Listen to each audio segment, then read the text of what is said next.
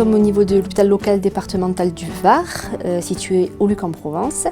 Cet établissement est un établissement sanitaire avec différents types de prise en charge et il a une grosse part de prise en charge médico-sociale avec des EHPAD et des foyers pour personnes handicapées.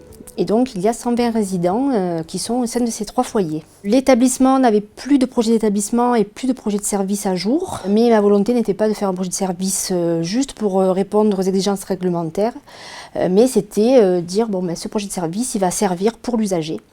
Et donc, il va être rédigé avec le concours de l'usager. Et on a voulu renforcer leurs droits, permettre de les écouter, de leur donner la parole, de les impliquer dans les projets institutionnels. Et donc du coup, le personnel qui était le plus proche des résidents au niveau de la possibilité de discussion, etc., c'était les éducateurs spécialisés.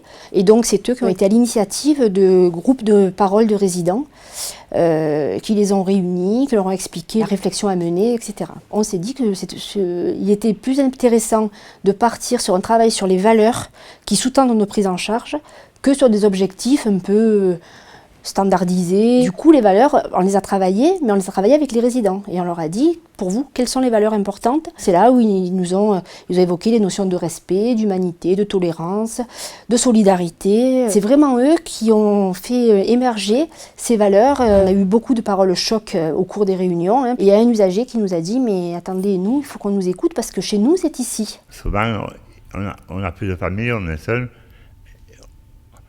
Au lieu d'être dans la rue, on est ici, c'est mieux. Et puis ici, ça devient chez nous, ça devient notre famille. Ces réunions, ça permet de s'exprimer, de dire ce qu'on pense, d'avoir la parole, c'est valorisant. Au début, j'étais timide, je parlais pas, je restais dans ma chambre, tout enfermée. C'est l'occasion d'apprendre beaucoup de choses, d'exprimer de la politesse, de l'encouragement, de ne pas s'énerver, de ne pas se disputer, de bien s'entendre avec les résidents et bien s'entendre avec les infirmières et les infirmiers. J'aimerais y aller plus souvent aux réunions. Ça me permet d'être en contact avec la hiérarchie. Et maintenant, Pellegrino, plusieurs, ils sont tous à l'écoute. Oui. Je ne veux pas être qu'un numéro.